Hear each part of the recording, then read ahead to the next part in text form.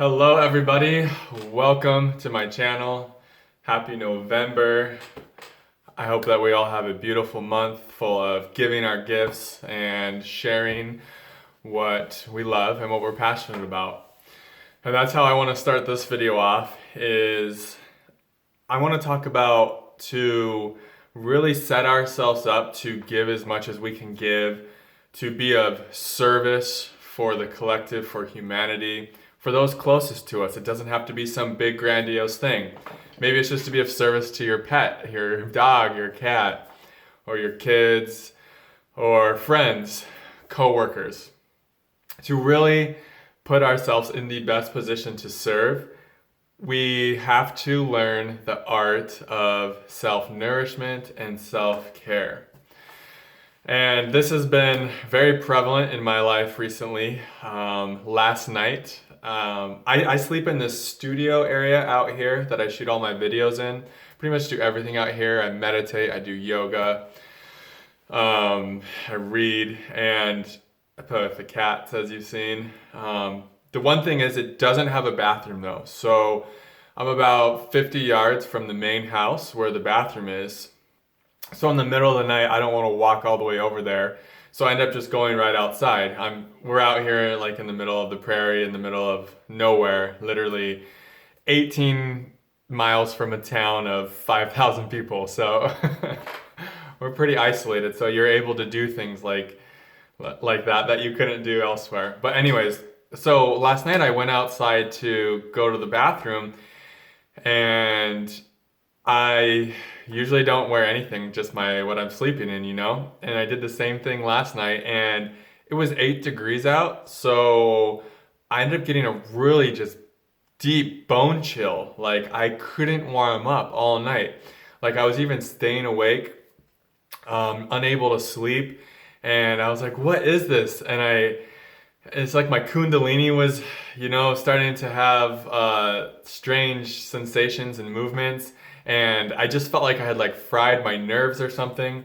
And what it was teaching me in the moment was how important it is to learn how to take care of ourselves. And like, why was I doing that? Why would I not put on some clothes when it's 8 degrees out? Why wouldn't I honor this body and take care of it to my highest ability?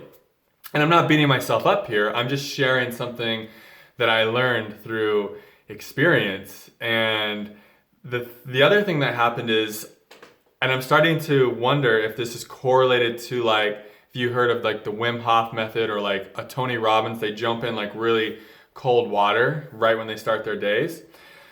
I feel like the cold that I got, like the bone chilling cold, that's still with me, guys. I mean, this happened last night. It's like 5 p.m. here now, the next day. I feel like that cold sensation brought up so much. It brought up a lot more darkness that was really buried inside of me. And it's really funny how life kind of orchestrates things perfectly for you. One of the things that Matt Kahn says that I love so much is, it couldn't have happened any other way. And the way we know that is because it happened the way it did. So I really feel like this was a twofold lesson, and a twofold, two-part thing for me. First, I learned the lesson of I need to honor my body more. I need to learn the art of self-nourishing and self-care at an even deeper level. And secondly, I feel like that cold energy that just came into my being, into my body, just brought up so much darkness. Because literally the rest of the night was spent in more dark thoughts and crazy nightmares, like dark nightmares, some of the darkest nightmares I've ever had. I mean, it was spent in more darkness than I've had in months. And it was like so much darkness that even with everything I've been through, I was like, whoa, this is powerful. Like this could be really easy to get lost in if I wanted to. But, just retaining my sovereignty and resting in the self, in my space of awareness, just observing it and just letting it really course through me. I remember one time I was even just laying down, allowing the Kundalini to move, and I felt like I was dissolving and dissolving and dissolving, and it was one of the more intense movements that the Kundalini's had in my body in a while. And it really felt like there was just so much darkness coming up. And I don't know if that was instigated because of the cold chill I got, or if it was just a timing thing. But I do feel like it brought up a lot of darkness for me to really feel. I mean, it was really a dark cloud there for a while. So I just wanted to share that, and that's kind of a two-part thing, you know, learning, we got to learn how to take care of ourselves, and we also got to see how life is like working for us. Life is always giving us exactly what we need to wake up and to realize that everything is consciousness. And life, it's like there's two different kinds of inspirations I was learning today. There's inspirations from your consciousness, and there's inspirations from your ego. And the way you can tell the difference is the conscious inspirations, the inspirations from your consciousness are, that would be good for me. The inspirations coming from the place of the ego or the character are like, I have to do this, and there's like a time limit, and it feels super frantic, you know? It's like this really needy place. And building off of that point, a big thing that I've been guided to do recently is to really let go of my addiction to my cell phone. For me, guys, it's so hard because everything that I'm trying to build, really I build through this phone. As far as YouTube goes, I shoot all my videos through it. I respond to comments and emails on it. I'm constantly watching a lot of your guys' YouTube channels. For those of you who are subscribed to me, who are trying to build their own community as well. I watch really inspiring YouTube channels like Adyashante and Muji and Matt Kahn, just to name a few. My teacher, Craig Holliday, has his teachings on here and meditations that I follow. So my yoga, I follow yoga instructors on here and routines. So there's so much happening through this device. But what I'm realizing is technology is the biggest way for me to fall asleep. And what happens is I will find myself mindlessly on the cell phone, just kind of consuming, you know, and without real intention sometimes. And I'm finding, whoa, this is something I need to really look at. And why do I feel the need to always grab my phone when something's coming up? And it's like, it takes me out of the self, like I always like to say. It takes me out of the infinite source energy, that abundant flow. And it takes me more into like a taking energy. Like I need to get something from it. Whether I'm reaching to see if I've got any more validation, or I'm reaching to distract myself from what I'm feeling. My phone has been my habitual device that really brings me out of spirit and consciousness and brings me into my conditioning and my egoic wantingness. And so yesterday I was super inspired to let go of my phone. So I turned it off for 16 straight hours, and the difference was really astonishing. So what happened was, initially there was discomfort. I would go to look at my phone, like a habit, like when I would get a little maybe bored or not really wanting to deal with what's coming up, I would go to look at my phone and realize, oh, it's off. So initially there was that discomfort, but after a period of time, as I realized that the phone was not an option, whenever that wanting desire to look at my phone would come up, I would just kind of look at it and play with it, almost like out of curiosity. I would look at it like a scientist would look at something in the lab, you know?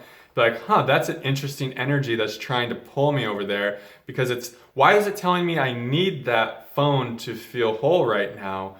Why do I have this discomfort in my body when I'm not able to look at my phone? And it's like, oh shoot, things start going off me, like, okay, this is pretty deep here. This is basically an addiction, obviously. And what it's doing is it's draining me of my vital creativity, and it's taking me into more of a passive consumption mode. So after I broke with the cell phone for, I would say after about 2 to 3 hours, all of a sudden with this, now that the cell phone wasn't there as an object of desire and I had let it go, this new space opened up that the self could come through, that life itself could flow through. And I was like, whoa, I had so much more energy, And I wrote and wrote and wrote. I wrote like, countless pages, and I feel like the quality was really high. I wrote this whole plan for November, and then I was like, this is definitely a shift here. Something's going on with this obsession I have with technology and my phone in particular. So last night I set some new guidelines for my phone use so that I could keep myself honest and conscious about my use. And over the time I won't have to really pay much attention to this because I will have formed new conditioning, new patterns in my brain and my being when it comes to my relationship with my phone and technology. So I'll just share what I'm doing. I have started only using my phone twice a day, once at 10 in the morning and once at 6 p.m. and just using it for the vital things like responding to emails, responding to your guys' comments, and staying connected in that way. And also like uploading a video is obviously a thing I'm gonna need to do. But the beautiful thing is I can just shoot videos on airplane mode. So that way I'm not tempted to, get back onto the social networks and to YouTube and to all the things that tend to drain my vitality. And I've also allotted an hour a day for YouTube watching because I feel like there's so many beautiful, constructive videos that are inspiring and uplifting and bring creative insight and inspiration to me that I'm not just gonna cut out videos. And I have a lot of you that I follow and love your videos, so I definitely am making a conscious intention. That's the thing, I'm having a conscious intention of when I'm watching and what I'm watching and what I'm doing on it. And that way I'm not checking it every 10, 20 minutes, probably sometimes more like 5 if I'm having more of a rough day. So I just wanted to share a few of those updates with you guys. And I think it's something we're trying with the technology, with giving yourself a break from it or having a more conscious routine with it so that you can liberate yourself from that energetic cycle you might have with it that keeps you in that craving and wanting and consuming mode. And I think you'll find you're going to have a lot more energy, you're going to be more creative, and your true self's going to flow through more. And the most profound thing that happened to me thus far is last night when I was coming in, I was meditating with candles, and after I usually, get on my phone and do stuff before I go to bed, the phone wasn't an option. And it's something really deep, it hit me really deep inside. I was just like, wow, I'm just here with the self now. It's just the self. And it just felt so deep and raw and scary for a second. But then I was like, that's so beautiful how not having technology is giving me this opportunity to know myself deeper. And I was like, oh, this is called getting real. And when we start desiring things that are good for us, and I'm happy to let go of the phone and I'm desiring to be without it for longer periods of time because it's going to take me so much deeper within so that I can better nourish myself and care for myself. And then guess what? I can give more. And that's when you're transitioning in your spiritual journey is when you start enjoying and desiring the things that are good for you and you don't hate to do it. All of a sudden you love meditating, you love yoga, you love eating healthy, you love being in a space of non-judgment, and you just love sharing your gifts fearlessly, no matter what that is. And I think breaking from technology will only help us harness those abilities. But keep watching this channel. Don't stop watching my channel. No, I'm just teasing. Thank you so much, guys. I really enjoyed connecting with you all, and namaste.